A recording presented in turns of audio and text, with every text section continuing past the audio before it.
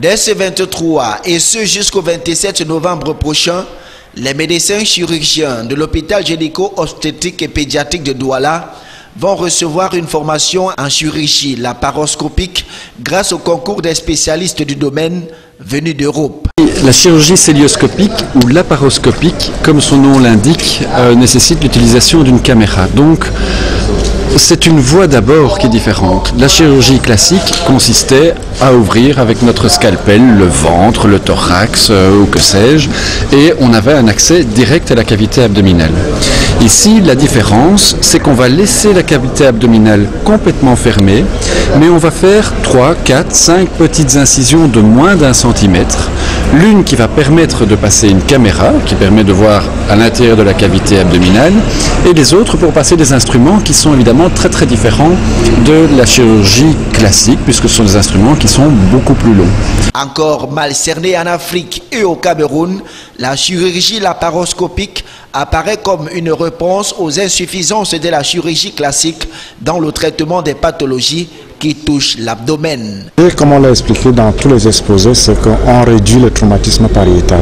Donc on fait des petites incisions, les gens ont moins mal, les gens se mobilisent plus rapidement, les gens consomment moins de médicaments, ils ont un séjour hospitalier qui est plus réduit et puis ils reprennent rapidement les activités professionnelles. Donc il y a un gain économique conséquent, il y a un confort du malade qui est certain et il y a aussi le fait que c'est un outil pédagogique, c'est également un outil diagnostique.